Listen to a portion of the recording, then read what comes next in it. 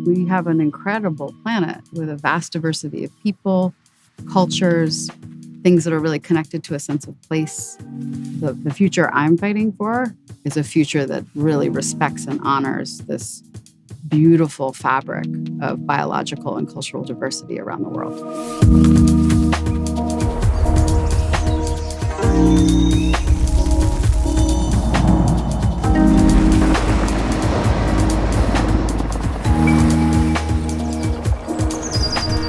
Welcome to The Regeneration Will Be Funded. My name is Matthew Monahan, and in this series, we're exploring the intersections of regenerative finance, technology, and our living planet. Created with Ma Earth, you can find all of our conversations and more at maearth.com. Thanks for joining us.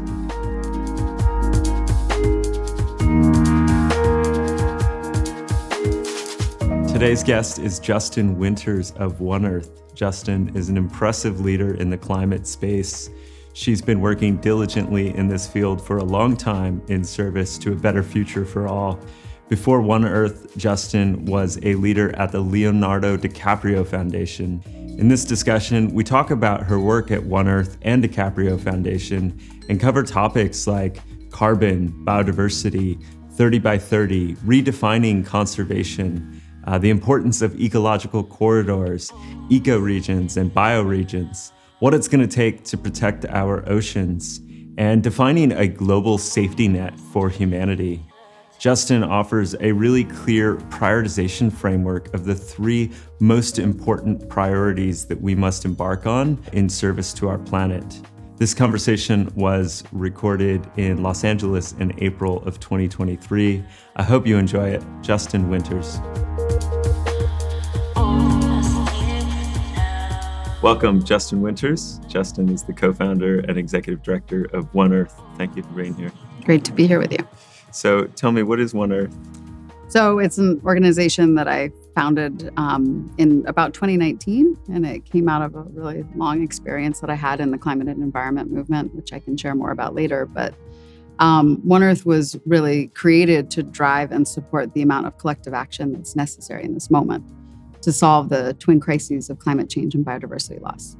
And we do that through groundbreaking science, storytelling and media, and innovative approaches to scaling philanthropic resources for all the solutionaries that are driving impact around the world and solving these problems. And you've had a long, accomplished track record in this space. Can you share a bit about your experience and background?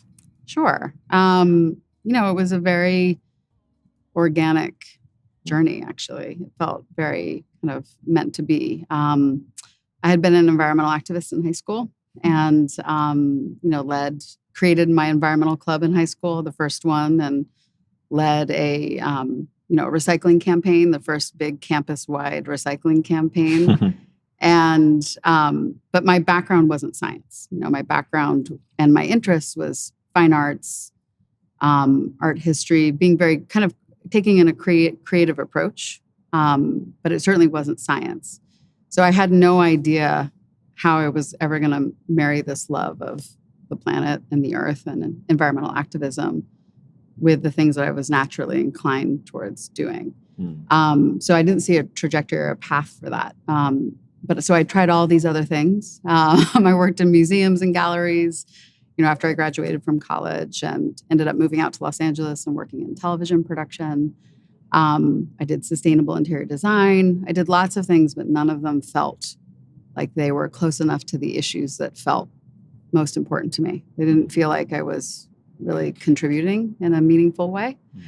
And then out of the blue, I had an opportunity. I had an opportunity to work on Leonardo DiCaprio's first documentary, 11th Hour, and kind of jumped in. I had some production background and a passion for environmental issues, and I came in at the 11th hour on the film and helped out with production across the board, doing research, working with all the advisors on the film. And in fact, most of the advisors were sourced from Bioneers. Oh, wow. And so that's how my relationship with Kenny and Nina and Bioneers started, was working on 11th Hour, which Amazing. she was also in. Yeah, and we have interviews with Kenny and Nina. We'll link to. Yeah. It's all connected.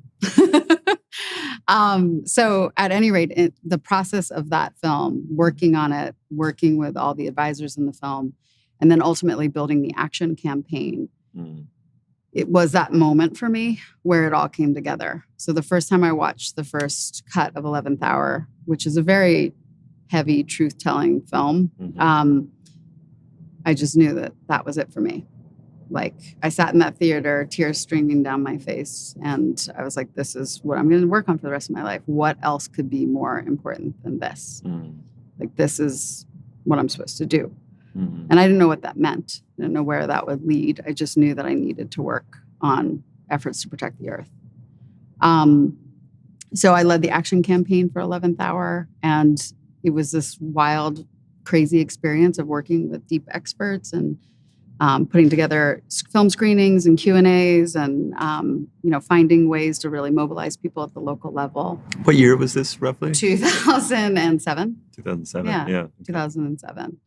So that film, and frankly, the last 20 minutes of it, which were all solutions-based, that was the part that really captured my imagination, was the opportunity that I saw for framing the conversation differently, for really diving into what is possible in this moment of crisis. What is the future that we could be building, and that future is actually could be profoundly beautiful. And how could we potentially get there, and how could we switch the conversation? And so back in 2007, that was definitely not anywhere close to where we are today, meaning as far as what people were focused on. There was many years of a huge focus on the dire straits that we are in, and the emergency. Not that that's not valid, but it's so overwhelming. It's so disempowering that we've lost a lot of people because of that narrative.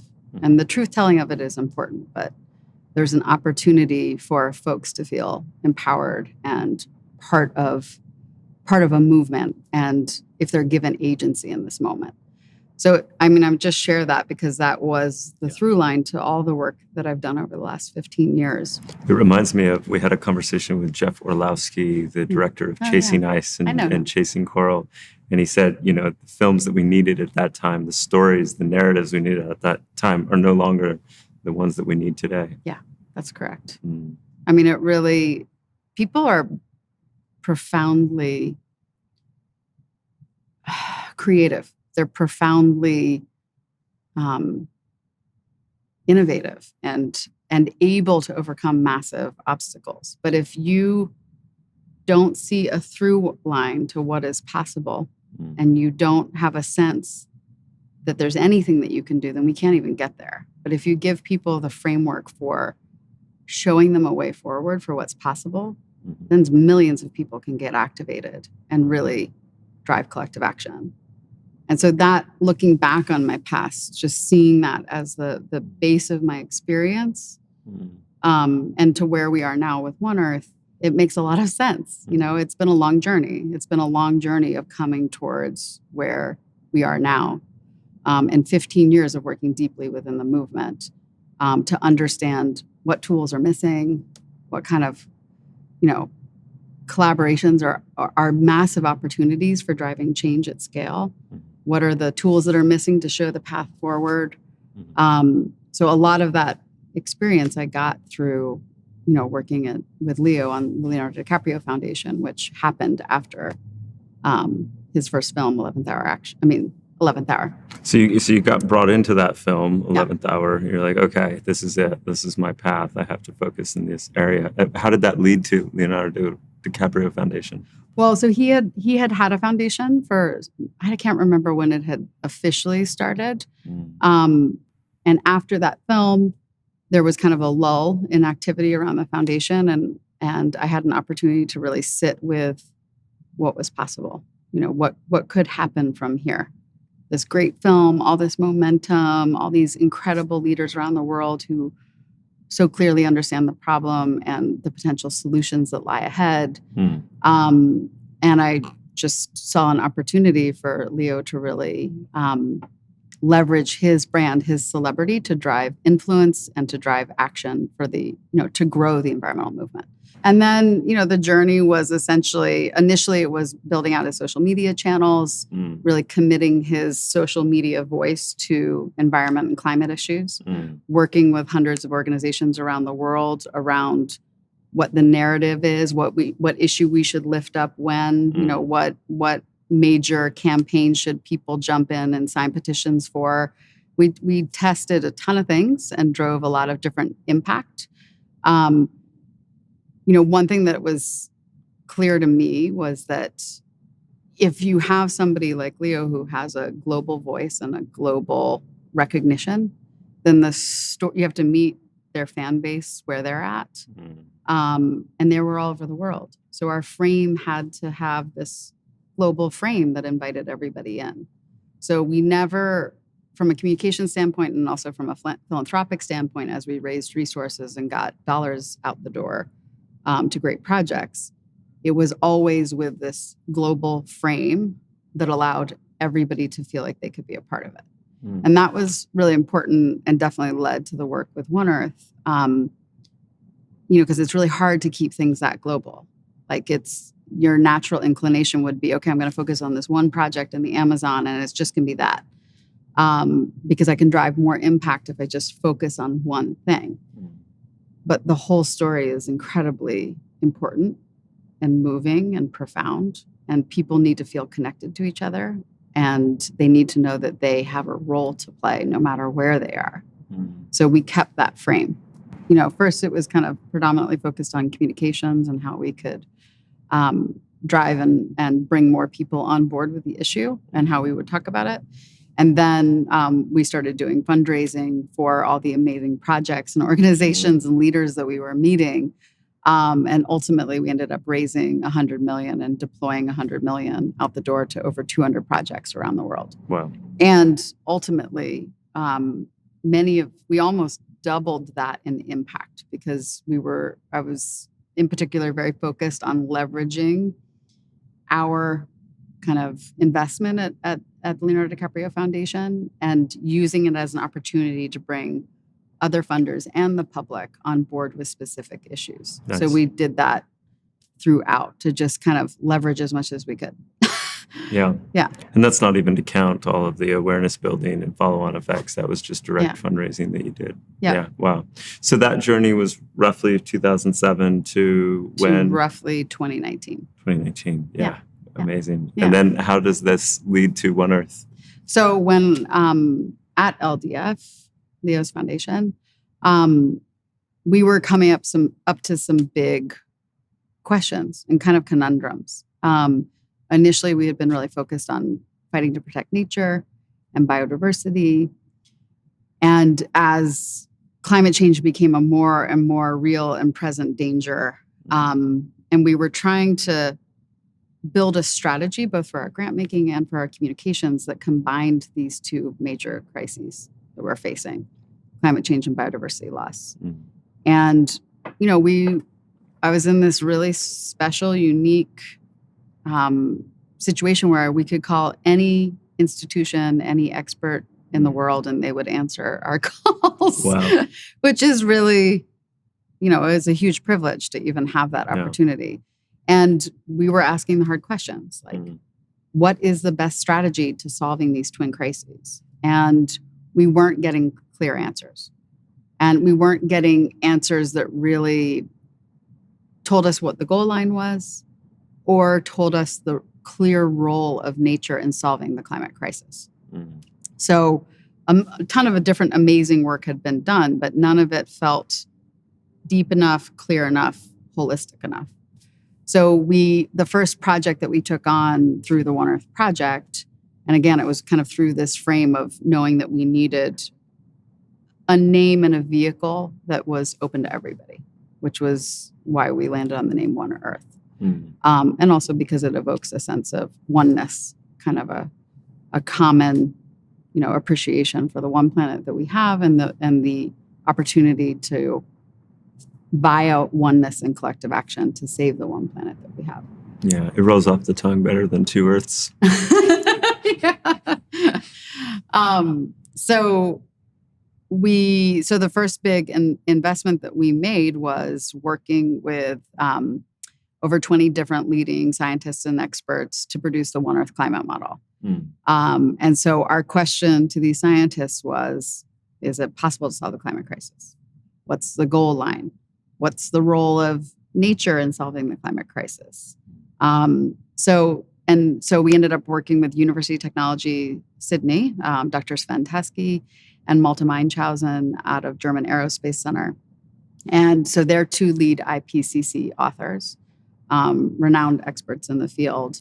And it was a 2.5-year process of working through creating this climate model. So the One Earth climate model, which was officially published as Achieving the Paris Agreement, came out initially in 2019. It was published by Springer Nature. It's a 500-page book that is extraordinarily dense and complex. But the cliff notes out of that are, yes, we can actually solve the climate crisis. We can limit global temperature rise to 1.5 degrees C, and we can do it with existing solutions that we have right now. And so that One Earth then kind of took that science and worked really hard to clarify it, synthesize it, and communicate it out and make that information available to everybody so that it could start to drive influence around the level of ambition that's necessary to solve these twin crises. And so that book really kind of gave birth to this 3 solution pillar framework that we use at One Earth, which is that we need to accomplish 3 things to solve the climate crisis. The first one is a just transition to 100% renewable energy. The second one is protecting, connecting, and restoring 50% of the world's lands and oceans. And then the third piece is transitioning our food and fiber systems to regenerative agriculture. And we've done a lot more work since then to really clarify the solution sets that reside underneath of those 3 pillars. But even that 3-pillar framework has been a powerful tool for people to have a sense of clarity of, A, we can do this, and B, top line, these are the 3 things that we need to accomplish. You can't just solve the energy crisis, and you can't just solve transitioning off of fossil fuels and get there. Right. We won't do it without adequately protecting and restoring nature. Right. And you can't adequately protect and restore nature without transitioning to regenerative agriculture. And, essentially having agricultural systems that also support nature and draw carbon into the soil. Yeah. And for anyone listening to this, we're going to be putting visuals up throughout this episode on the YouTube and video format because you have so much amazing collateral and visuals as part of One Earth. And so I hear you saying that the goal line for climate change is 1.5 degrees C, and that this body of work, this climate model that One Earth and many have created is really to showcase, hey, this is quite possible. There's still time, and here are the 3 areas that we need to work towards in terms of the just transition to renewable energy, the protection and connection of land and oceans, and the regenerative agriculture for food and fiber. How are you thinking about biodiversity in all of this? Yeah, so that central pillar around the protection and restoration of nature, I would argue is the most important of all. It's really not just 3 pillars, right? There's this outsized main piece around nature, which without that piece, we're just not going to have a vibrant, healthy future at all. So our question was, if we know that that nature plays a central role in solving this crisis, then what is the roadmap of nature that we need to protect and restore to both keep carbon in the ground and to support biodiversity to, not just survive, but actually thrive and be able to adapt in the midst of climate changes. So we worked with 40 leading conservation and biodiversity experts to get an answer to that question. It first started as the Global Deal for Nature paper, which was the first paper that started to get at what is the metric of nature we need to protect and restore. So that paper, which I think came out in 2017, the Global Deal for Nature, was actually the basis for the 30 by 30 movement that just had a major historic win in Montreal with the Convention on Biological Diversity. And for those who aren't familiar with 30 by 30, can you share more? Yeah. So essentially, one of the big international convenings out there that is, while we have the UNFCCC on climate, CBD, otherwise known as the Convention on Biological Diversity, is the international framework for agreeing on metrics and goals for the protection of nature. And a lot of effort over the last couple of years has been put into making those goals ambitious enough to essentially save humanity and solve the climate crisis. And so there was a big win this past December in Montreal at one of the big convenings for CBD, where governments that are a part of CBD agreed collectively to protect 30% of the world's land by 2030. And so that was a historic achievement because thus far we've only protected roughly around 15% of the world's land. So 30 by 30 is a collective agreement that binds a lot of countries, including China and the United States and other major players, into conserving 30% of land by 2030. That's right. And I know I've been hearing a lot more references to 30 by 30 just within the last couple of months. So it's certainly trending, if you will. Yeah, and it's heartening because it's a recognition and an acknowledgement at an international and national level that the protection and restoration of nature is a central solutions pathway. Now the real clincher comes with them actually honoring those pledges and those commitments, and then how it's done and making sure it's done in a just way and ultimately in ways that really that support the protection of restoration over a very long period of time and in a sustained way. So it's really just the beginning. But the fact that we're at this moment where we start to have a collective goal, but 30 by 30 is just a stepping stone. Right.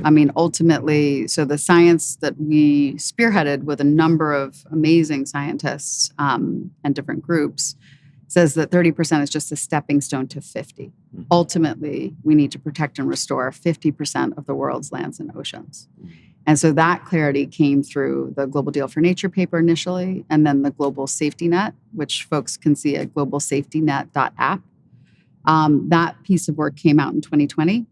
And then the paper, we believe at One Earth very passionately in making that science accessible to everybody so that all the sectors of society that need to be moving on this have access to the data to be moving on achieving those goals. So we partnered with Google Earth Engine and we built a viewer of what that roadmap of nature looks like. And so folks can go there and zoom into their country, their region, and see the roadmap of nature that needs to be protected and restored in their country, their region, et cetera.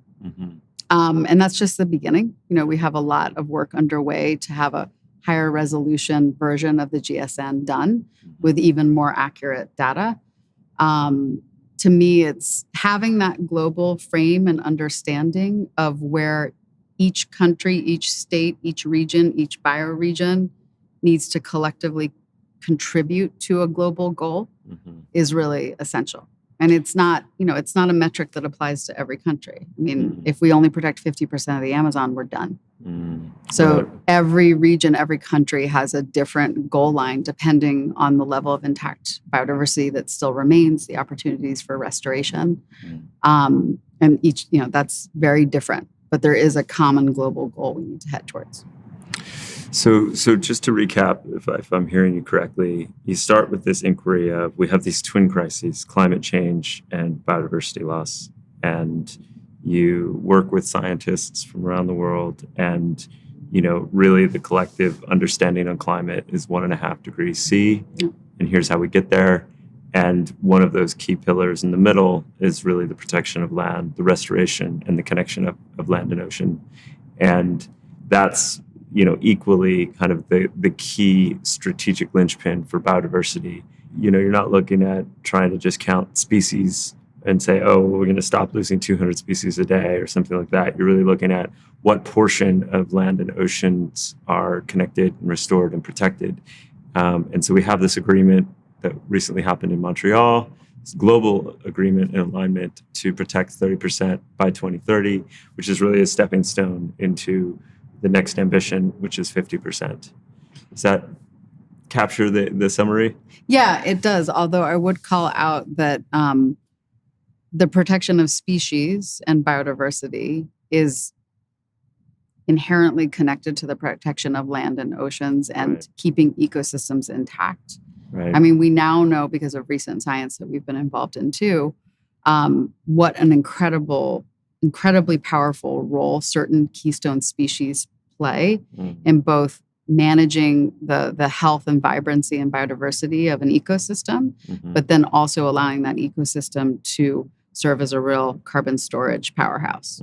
So these are all pieces of the same puzzle. Right. But as far as, we're in this moment where we can't just keep losing biodiversity and land. I mean, we have to have a clear understanding of how much we need to protect and restore. And then we have to support all the solutions that are necessary to keeping that land intact, healthy, vibrant, chock full of biodiversity so that it can sustain life. Yeah. A lot of people now refer to a third pillar around the water crisis or, the water cycle. And curious how that's fitting within your frameworks. I mean, it is one of those intersectional themes across everything. So this is something that we can share visually, but we have a great kind of one slide chart that is the solutions set. That it shows all the solutions that reside under the transition to 100% renewable energy, all the solutions that reside under land and water conservation and protection, and all the solutions that reside under regenerative agriculture. And then at the bottom, we have these really powerful intersectional themes that cut across everything. And water is one of those. Water security, water health. It is kind of the lifeblood of the planet in many ways. A lot of people are really disconnected and don't understand how deeply connected human life is to the natural systems of our planet. 100%. And so it's a big problem. It's a big opportunity to both reconnect humans to the earth and to a greater understanding of how we live here, how life is supported, how it's possible. And so I feel like I've spent a lot of time over the last couple of years walking folks through that from, all walks of life and really getting a much more holistic understanding of how humans have impacted the earth and how we rely on nature and this planet to sustain our lives and how deeply interconnected everything is. Yeah, to me, it's like when people refer to the climate crisis, like we have to go all the way to that, like ultimately it's what is the basis of our understanding and the way we reflect our relationship with all of the natural world and life on the planet, recognizing that we are inherently nature as well. And it's a paradigm shift and without that paradigm shift, I'm afraid we're going to play one of those games where you just hit whatever the problem is that comes out, but then it's the next one and the next one and the next one, playing whack-a-mole or whatever. Just leaving the next generation with so many messes. I couldn't agree more. I mean, I also think that there's this opportunity in addressing that paradigm shift or helping to make it happen. There's all these co-benefits, if you will, of humans feeling more connected to each other, humans having the mental space to connect to nature, connect to each other, connect to their authentic selves. I mean, when you think about mental health crisis facing folks and how younger generations who spend so much time on social media are impacted by something that really inherently disconnects them to the present moment and to Earth, there's a huge opportunity in just the mission of reconnecting to each other and to the Earth. Like that alone could move mountains in a really positive way, you know? Yeah, it's a theme that has been recurring in Yeah. these interviews and conversations. So One Earth, so you've established these really clear, coherent, global frameworks and ways of thinking about the climate crisis, but with this kind of solutions-oriented frame and lens. So how is that now reflecting itself through various initiatives and work at One Earth? I mean, great question. It's kind of ever evolving. And as we roll these things out, we really rely on getting feedback from different groups that are using these tools and what they need to really to have them take these to driving, whether it's policy change or local change or resource flow change. There's a lot of ways in which they can be utilized.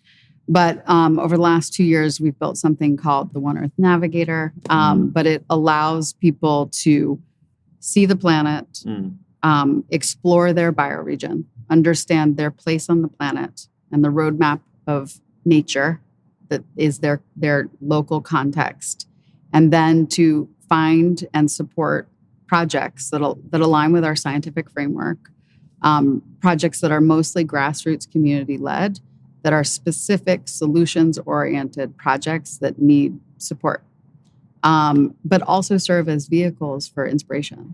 Because most of the leaders that I've had the privilege, leaders or communities that I've had the privilege of working with in partnership and getting resources to historically, they're mostly unknown, mostly unseen, and mostly unheard.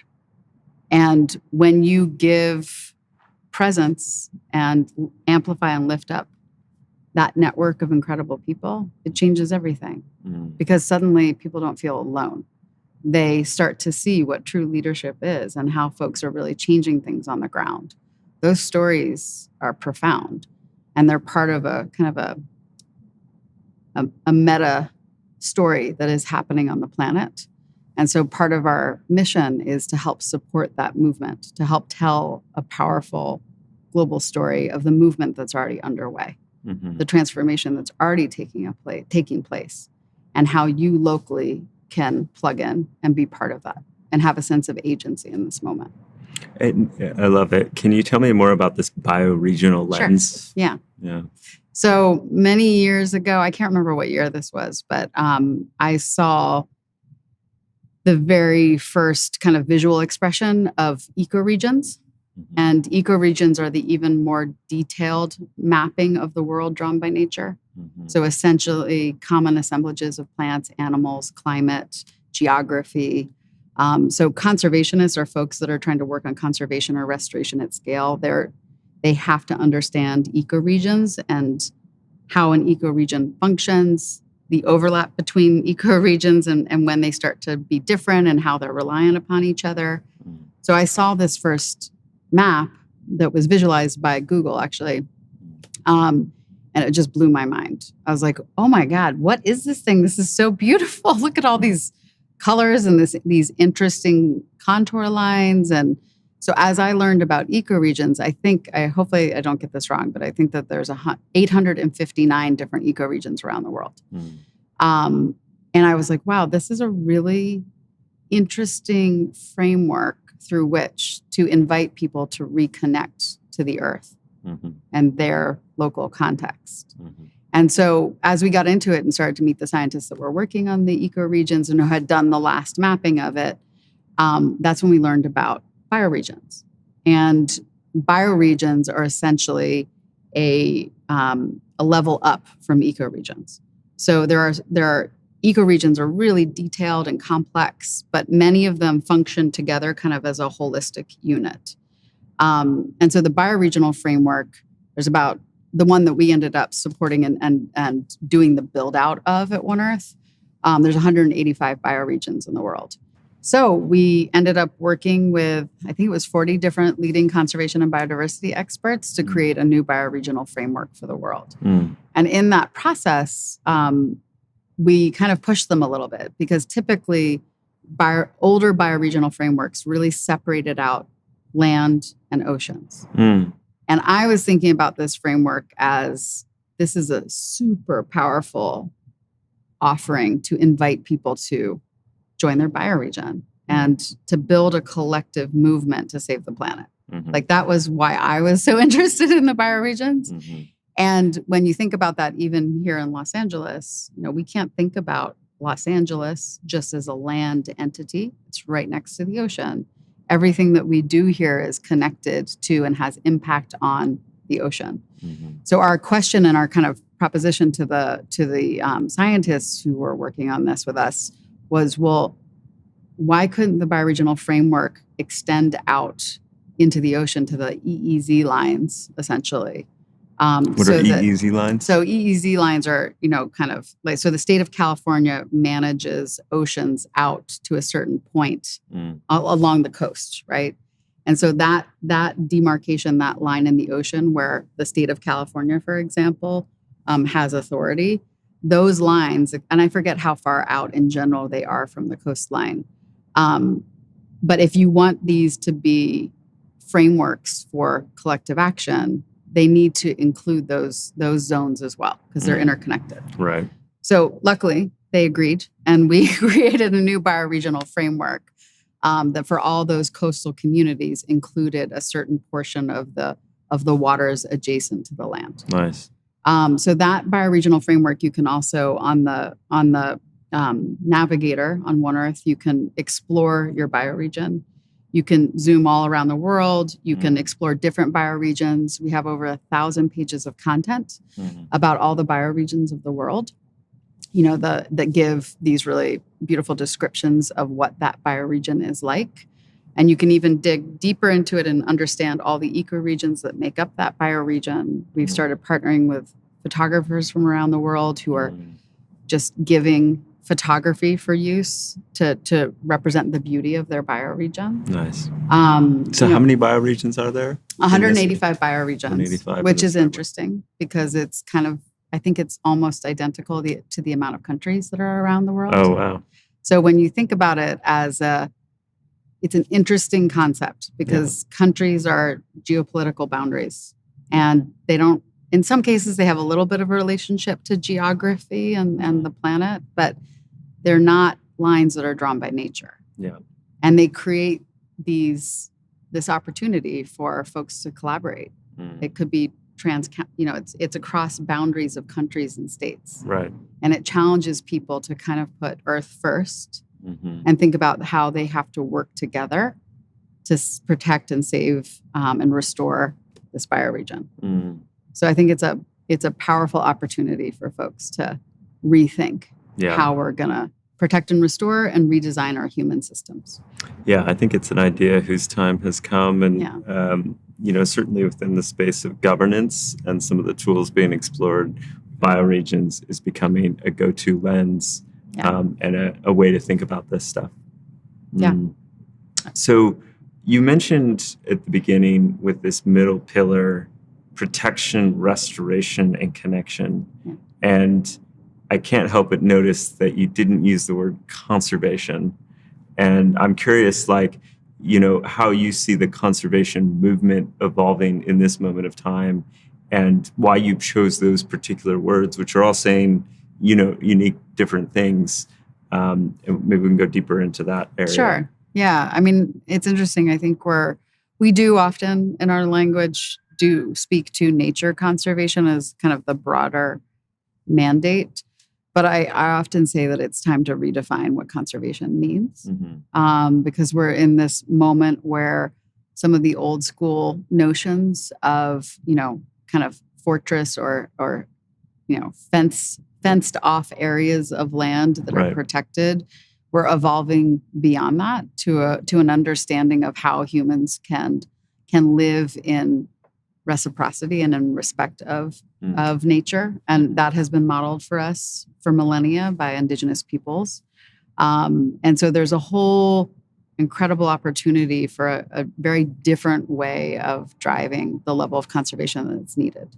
And we know that, an outsized portion of the global safety net is on Indigenous people's lands.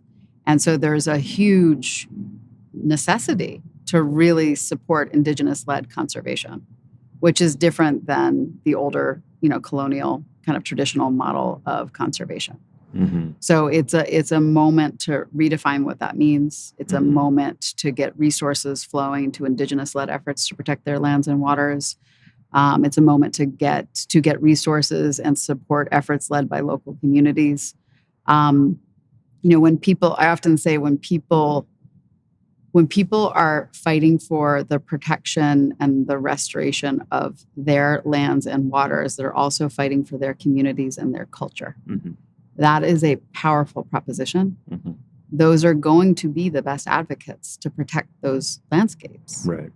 And then there's a beautiful co-benefit to that, which is not only the protection of nature, but an understanding and recognition of the beautiful cultural diversity of the planet. Mm. I mean, I don't want to live in a world that, where there's 4 places to go to eat, like McDonald's, Wendy's, and whatever, and 3 places to shop. Like, that's not, we have an incredible planet with a vast diversity of people, cultures, things that are really connected to a sense of place. I mean, the future I'm fighting for is a future that really respects and honors this beautiful fabric of biological and cultural diversity around the world. Mm. And in terms of the connection piece, like I don't hear too much in more of the mainstream environmental conversation about ecological corridors and the importance of that. But then on other sides, I do hear from especially a biodiversity lens and from a ecological health lens, like we absolutely need to have connected landscapes. Can you share how you are thinking about that? Many years ago, I went and visited conservation work driven by local communities in Nepal.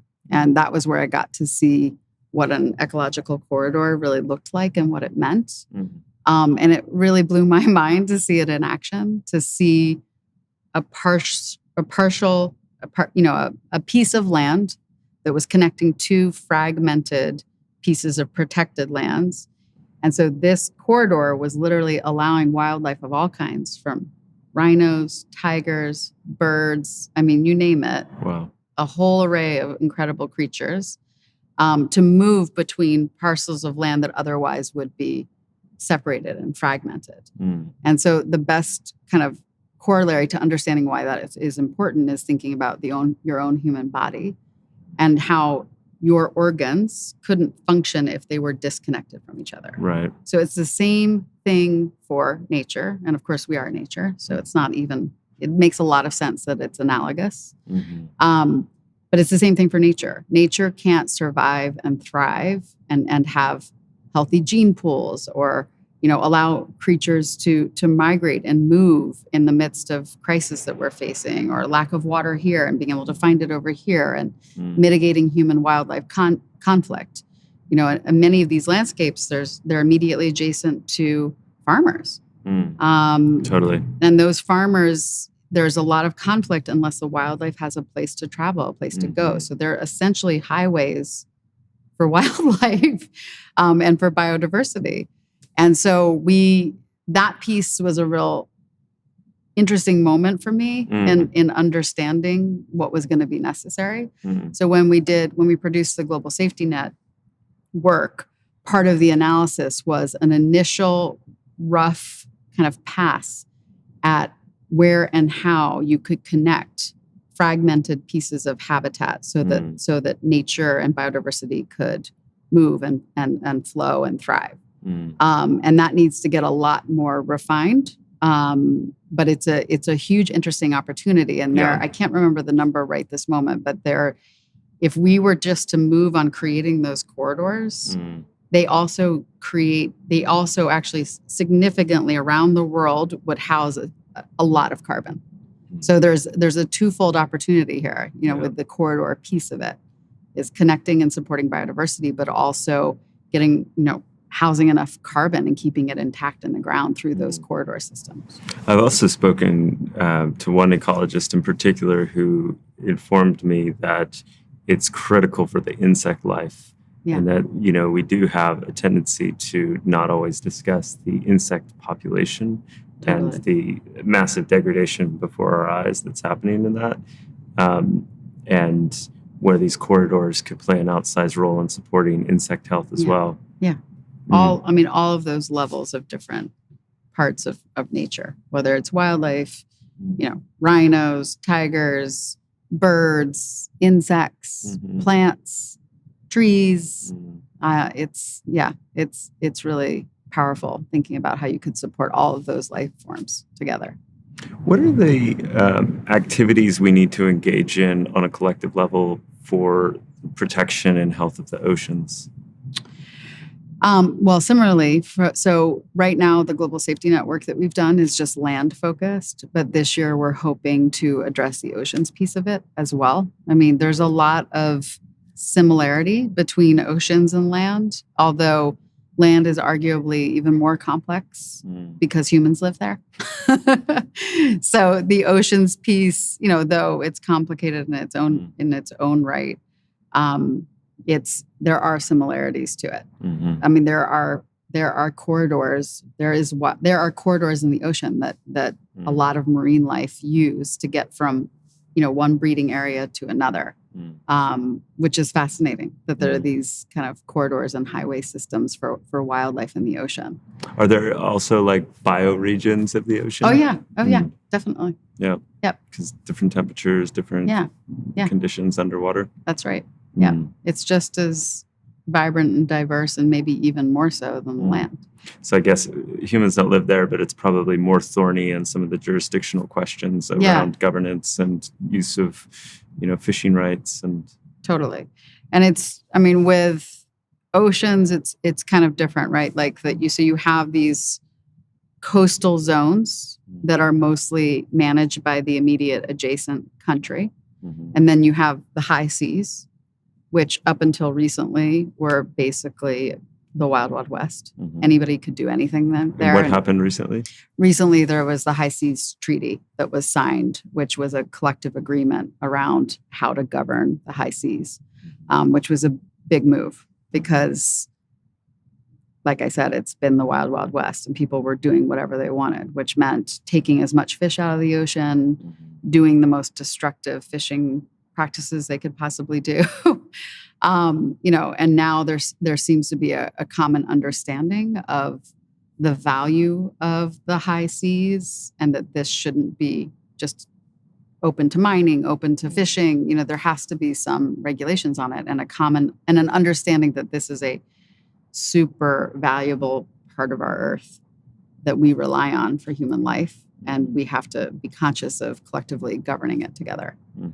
And then there's really interesting places like Antarctica, where, this was one of the campaigns many years ago I worked on, was starting to drive change with the protection and acknowledging the need to protect marine areas around Antarctica.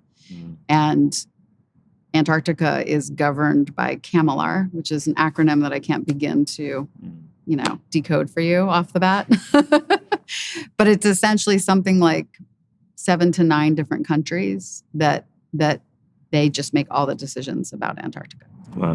Which is wild, because Antarctica is an incredible natural resource, but it's also an engine system for the whole planet. And certainly it shouldn't just be in the hands of a couple of countries who mostly just want to profit off of it.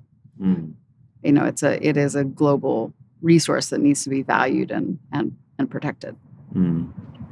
So you've spent nearly 20 years in this field, and it sounds like recently we have both the 30 by 30, the High Seas Treaty.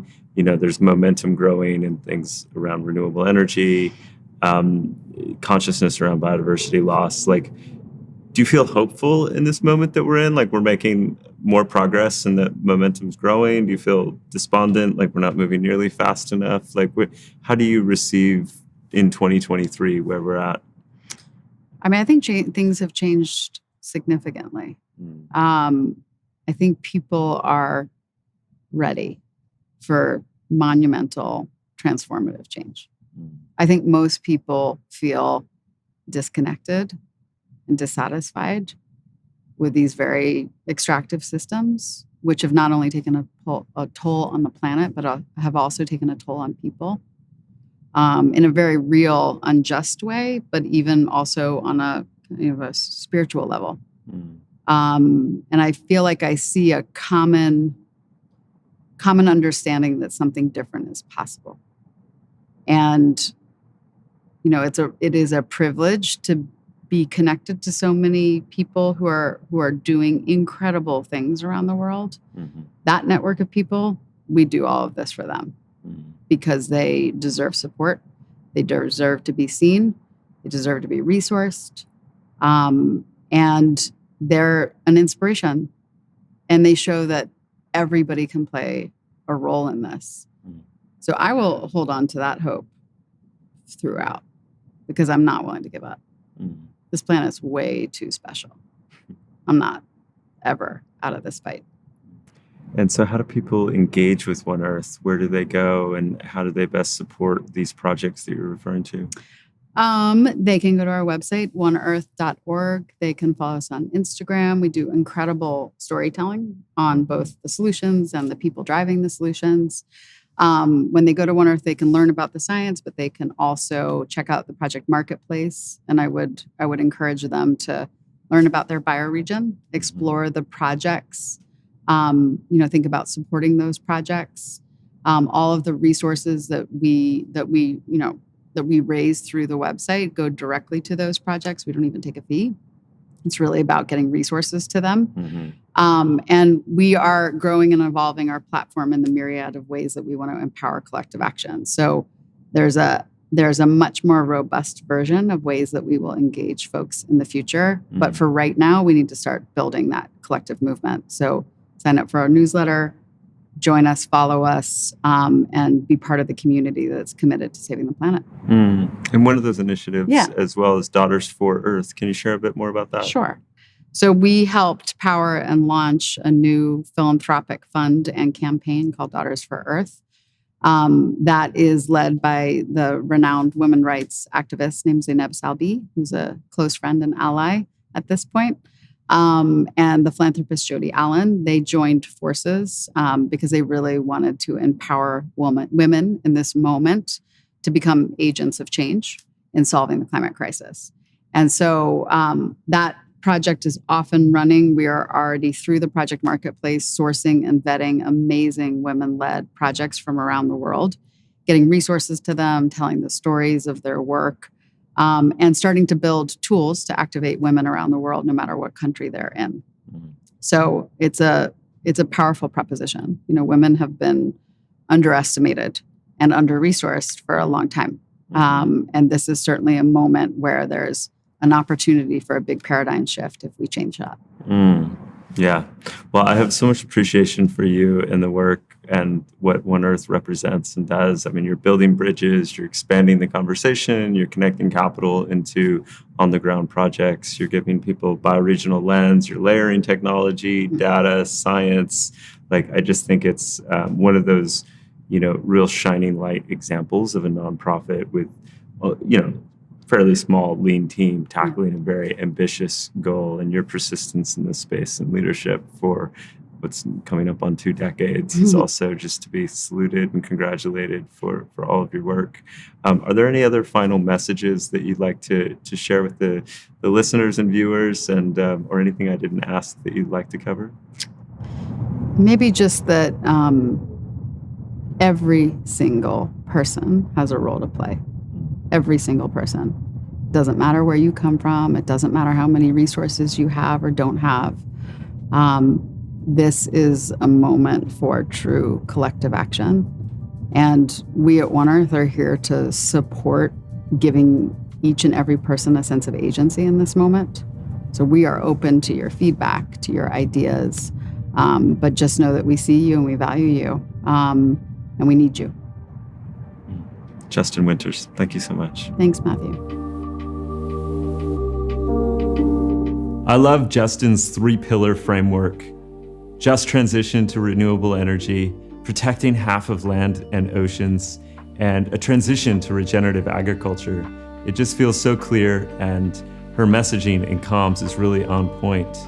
It's also amazing to think about the influence of One Earth It's just a small and lean nonprofit, but they're literally drawing the maps of ecoregions and bioregions, as well as influencing global policy agreements and informing the science.